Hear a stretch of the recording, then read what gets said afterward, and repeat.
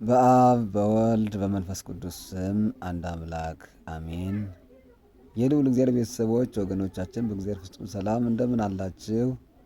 እንኳን ትህትና ምስጢረ ቁርባን የጸሎት ስነ ስርዓት ለተመሰረተበት ለጸሎተ ሐሙስ አደረሳችሁ አደረሰን። በዚህ ዕለት ሶስት አበይት ተግባራት ኢየሱስ ክርስቶስ ፈጽሞ አርአያውን ትቶልናል። የመጀመሪያው ጸሎት ስርዓቱ ነው። እንግዲህ በምሴተ ሐሙስ እንደ ጸለየ ወደ አባቱ ወደ እግዚአብሔር አብ የጸሎት ስርዓትን እንድንለምድ መከራ ወደ እናንተ በመጣ ጊዜ ፈተና በሆነባችሁ ጊዜ አብዝታችሁ ጸልዩ ትግሁ ወጸልዩ ከመ ኢትባኡ ውስተ መንሱት እያለ በሐዋርያት አንጻር ጸሎትን እንዳስተማረን እናያለን። እሱም አደግድጎ በጌቴሴማኒ ይጸልይ እንደነበረ ይነግረናል ማለት ነው። መጸለዩ እንግዲህ እንዳልኳችሁ ነው። እከብር ብሎ መከራን ፈተናን አልፍ ብሎ ሳይሆን እሱ በፈቃዱ ይሞት ዘንድ በፈቃዱ መከራን ይቀበል ዘንድ ወዶ የመጣ አምላክ ስለሆነ ለእኛ ስርዓትን ያስተምረን ዘንድ ነው። በሁለተኛ ደረጃ ምስጢረ ቁርባንን መስርቶልናል። የብሉይ ኪዳን የእንስሳት መስዋዕት እንዳለፈ የሰው ልጅ አማናዊ መዳኛው የገዛ ስጋው የገዛ ደሙ የኢየሱስ ክርስቶስ እንደሆነ ራሱ ስጋውን በህብስት ለውጦ ደሙን በወይን ለውጦ ለቅዱሳን ሐዋርያት ባረከ ወፈተተ አጠቃቀነ ከ13 ቆርሶ ለሱም ተቀብሎ አቀበላቸው። ለምን እሱ ተቀበለ ካልን እንግዲህ እንዳይገርማቸው ጥኢሞ አጣመሙ። በሌላ በኩል የዛሬ ካህናት ሌሎችም አቀብለው እነሱ ሳይቀበሉ በቀሩ ነበር እና ስርዓት ሰራላቸው ማለት ነው። ለካህናትም ስርዓት ሰራ። እሱም ደግሞ እነሱ እንዲደፍሩ እሱ ቀድሞ ተቀብሎ አቀበላቸው ማለት ነው። በዚያውም ላይ 13ቱን ሕማማተ መስቀል በዕለተ ዓርብ የሚቀበለውን ያሳያል ከ13 መሆኑ። ወይኑንም እንደዚሁ ወደ ደሙ ለውጦ ሰጣቸው ማለት ነው። ለምንድን ነው ጌታ ኢየሱስ ክርስቶስ ስጋውን በስንዴ በህብስት ደሙን በወይን ለውጦ የሰጠ ካልን የመጀመሪያው ምስጢር ትንቢትን ይፈጽም ዘንድ ነው። እምፍሬ ስርናይ ወወይን ወቅብ በዝሃ ብሎ ንጉሥ ዳዊት ተናግሯል። እንዲሁም ሲራክ ነቢይም ብሎ ተናግሮ ነበረ። ለዘኢይሰቲ ወይነ ምንት ውእቱ ሕይወቱ ብሎ ተናግሮ ነበር እና ይህን ትንቢት ለመፈጸም በወይን እና በስንዴ አድርጎታል። ከአትክልት ወይንን ከአዝርት ስንዴን መርጦ ማለት ነው። በሌላ በኩል ስጋና ደሙን ለምንድን ነው በሚበላና በሚጠጣ ያደረገው ካልን የሚበላ የሚጠጣ ነገር ከሰውነት እንዲዋሃድ እኔም እዋሃዳቸዋለሁ ሲለን፣ በሌላ መልኩ መብል መጠጥ ያፋቅራልና እንዲሁ በስጋ በደሙ የምናገኘውን ክብር ለማሳየት ነው።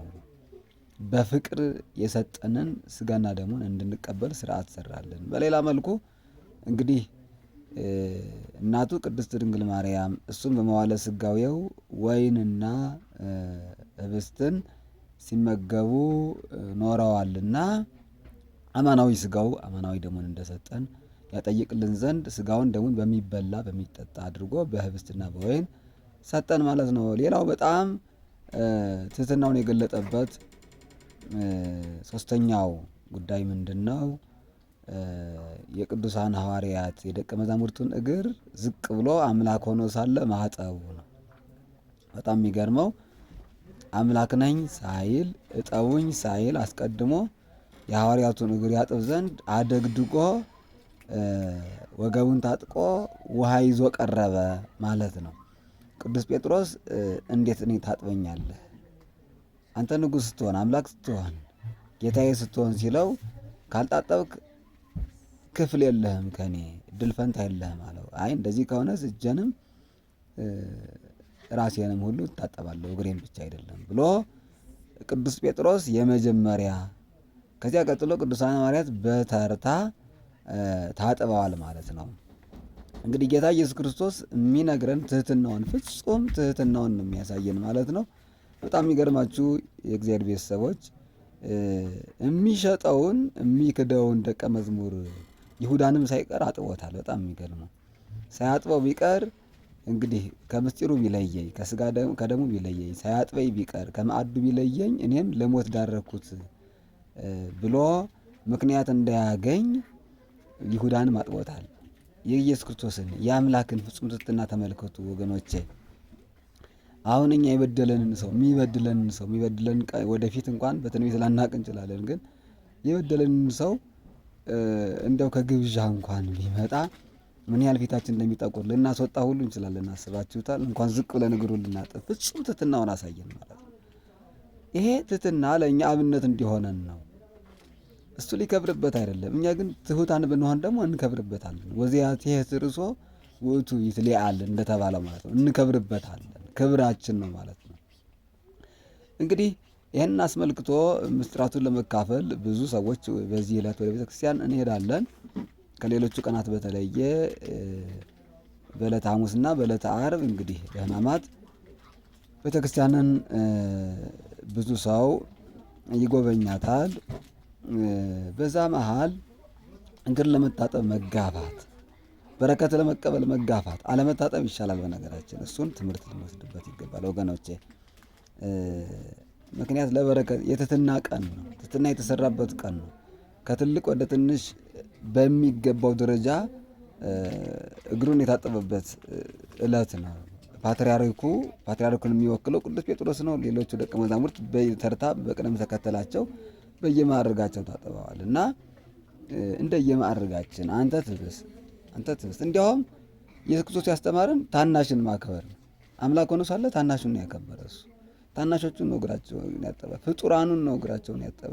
ፍጹም የሚተካከል ትሕትና አይደለም። ግን ብንችል ታናናሾቻችን፣ ካልሆነ ግን ታላላቆቻችን ማክበር እንግዲህ ባህላዊም ሀገራዊም ትውፊታችን ነው፣ ከሃይማኖቱ ስርዓት ባሻገር ማለት ነው እና ለበረከት ብለን መጠን በመጋፋት በረከት እንዳናጣ እንግዲህ በማን አልነብኝነት ቤተክርስቲያን ማን ይከለክለኛል ብሎ የሚሆን ነገር የለም። ብዙ ጊዜ ማን ይከለክለኛል ብሎ ተጋፍቶ የሚደረግ በረከት ለመቀበል ነገር በረከት ይከለከልብናል።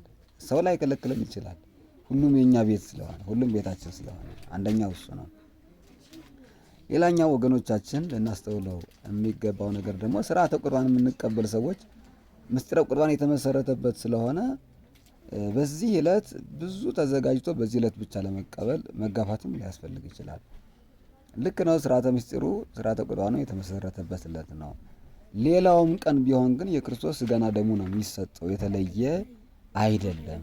በሌላው ቀን ቀድሞ መቀበልም በኋላ መቀበልም፣ በተመሰረተበት ቀን መቀበልም በሌላው ቀን መቀበልም፣ በበዓላት መቀበልም እንዲያውም በአዘቦት መቀበልም ልዩነት የለውም። አንዱን የክርስቶስን ሥጋና ደሙ ነው የምንቀበለው እና በተለየ መልኩ በዓላትን ለይተን ምስጢረ ቁርባን የተመሰረተበትን ይህንን ዕለት አብነት አድርገን መሰረት አድርገን ምስጢራት ለመቀበል ሁልጊዜ መዘጋጀት ላይኖርብን ይችላል።